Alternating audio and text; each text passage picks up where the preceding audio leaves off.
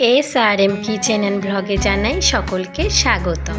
আশা করি সকলেই ভালো আছেন। আজকে আমি চলে এসেছি ছোট্ট স্ট্রবেরি গাছের বাগান নিয়ে।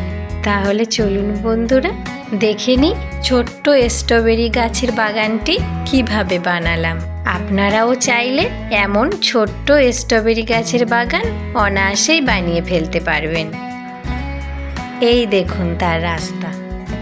একটি গাছ থেকে অনেকগুলি এমন গাছ বানানো যাবে। একটি গাছ থেকে এরকম অনেকগুলো কচু গাছের মতন লতি বার হবে, আর তা থেকেই ছোট ছোট স্ট্রবেরি গাছ বানানো যাবে। দেখুন, বড় গাছ থেকে অনেকগুলোই লতি বার হবে, আর ছোট ছোট গাছ থেকে দুটো একটা লতি তো বার হবেই। যেই ছোট গাছের 4টে পাতা ছেড়ে দেবে সেই লতিটা কেটে দিতে পারবেন। তারপর ছোট ছোট গাছ বড় হয়ে যাবে। এইভাবেই এতগুলো স্ট্রবেরি গাছ বানানো হয়েছে। যখন লতিগুলো বড় গাছ থেকে কেটে দেওয়া হবে, তারপরেই দেখুন ফুল আসবে গাছে, আর এমন স্ট্রবেরি ধরবে।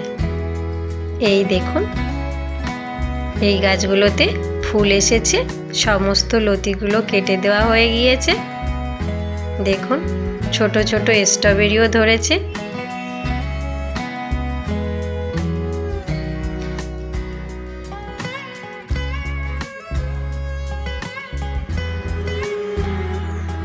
সমস্ত গাছেই ছোট ছোট ফুল স্ট্রবেরি ধরেছে। এই বড় বড় ফুল ফল ধরা স্ট্রবেরি গাছগুলোর বয়স 4 থেকে 6 মাস হয়ে গিয়েছে। এবার এই গাছগুলোতে ফুল ফল ধরা শুরু করে দিয়েছে। দেখুন, এই গাছটাতে ফল পেকে গিয়েছে। এমন লাল লাল পাকা স্ট্রবেরি নিজেরাই বাড়ির বাগান থেকে পেতে পারবেন।